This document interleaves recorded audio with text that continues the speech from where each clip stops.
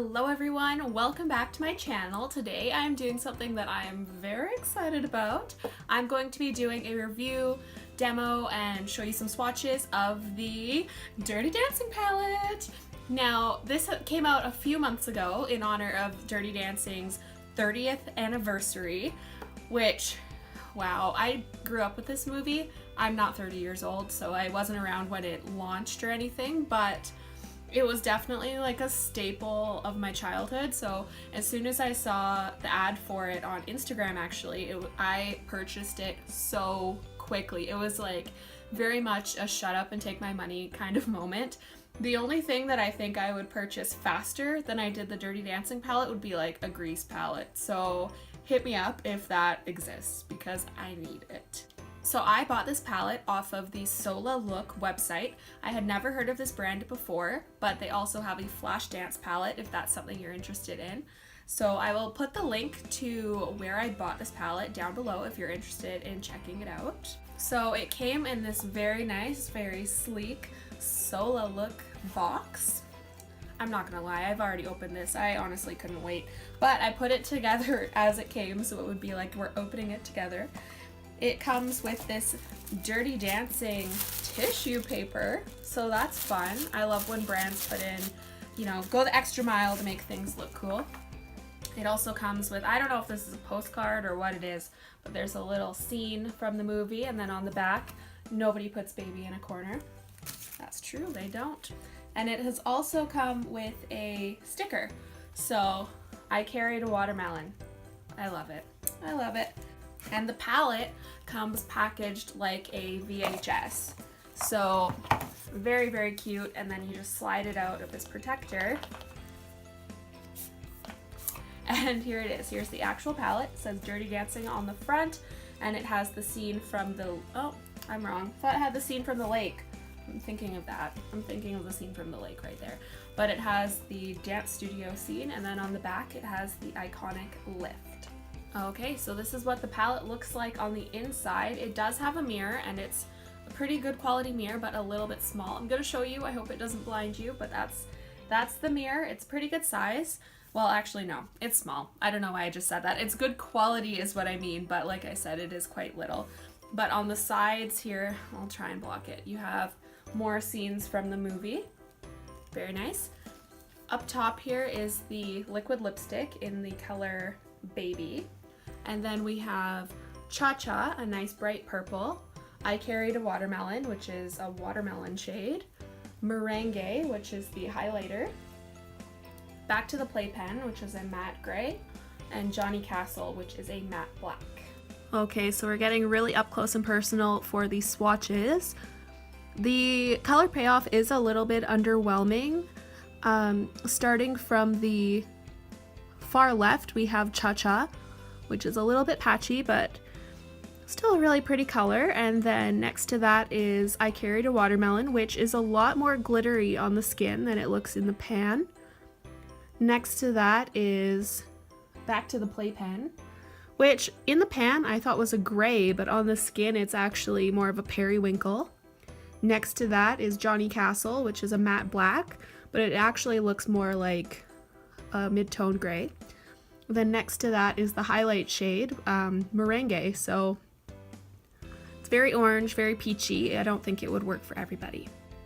And here I have a swatch of the liquid lipstick called Baby. So it's a very nice terracotta mid-tone brown with a hint of pink. Really pretty. It's not very unique. I do have a lot of colors in my collection that look similar to this, but it's still a nice staple color to own. Okay, so because this palette doesn't have a transition shade, I'm just going to use the bronzer that I used on my cheeks in my crease. Okay, so I'm now going to be using the color Back to the Playpen to kind of deepen up the crease just a little bit, and I'm going to layer it on top of the bronzer that I've already put in the crease. Okay, so I couldn't possibly use this palette without using this amazing purple, and purples are really hard to perfect. The pigments don't always transfer very well to the eye, so we will see if this works well. Who knows? We'll see.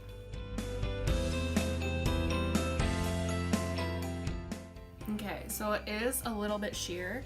In the pan, it looks like a mid-tone purple, but on the eyelid, it's coming across more of like a lilac. Still really pretty, just not as dark as it looks in the pan. All right, now I'm gonna be using this black shade, Johnny Castle, in the outer corner of my eye.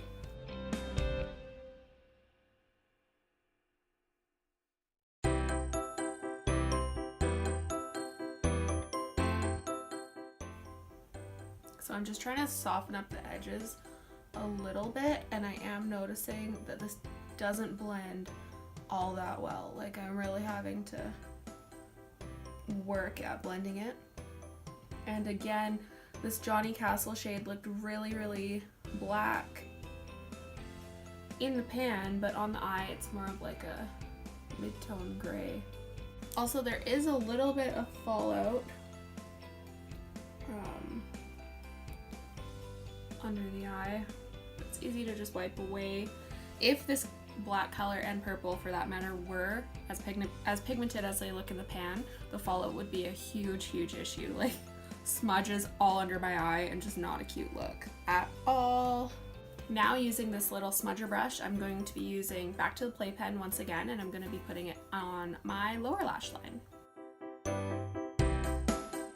And using the same little smudger brush, I'm going to be using the Johnny Castle color along my lash line. I'm not going to be I can't talk. Since I have eyelash extensions, I'm not going to be putting on any mascara or falsies or anything because I don't really need it.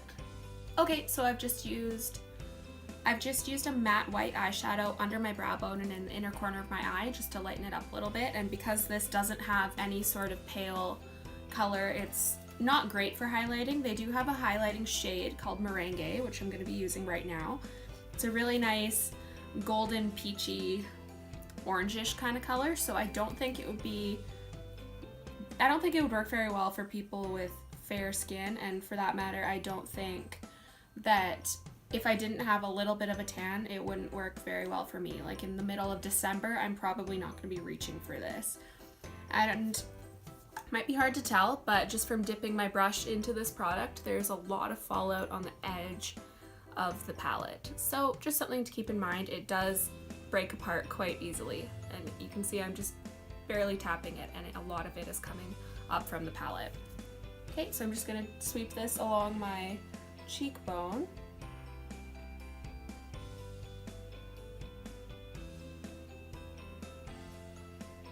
It does have a really pretty sheen, but I think that if I wasn't wearing like quite a bright blush already, it would stand out. Like, if I was just bare cheeked, you would see a streak of orange on the top of my cheek. So keep that in mind. If you are fairer than I am, it's probably not gonna work. But it does have a really pretty sheen, so there's that. And finally, I'm going to be testing out the liquid lipstick that's called Baby. It looks kind of like Kat Von D Lolita. It is a liquid lipstick, but it's that very similar kind of mid-tone brownie pink. So I do have other colors like this in my collection, so it's by no means unique, but it is still a really pretty color. It does have a nice smell. It smells kind of like vanilla cupcakes, so not really a unique scent either, but still really pretty.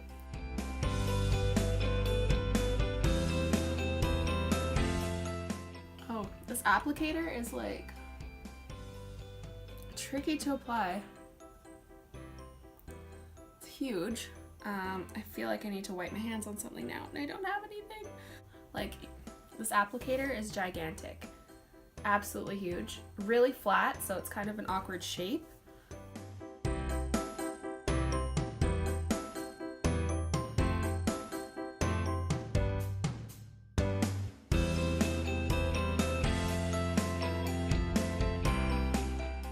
It is a really, really pretty color on the lips, and it went on opaque with just one coat.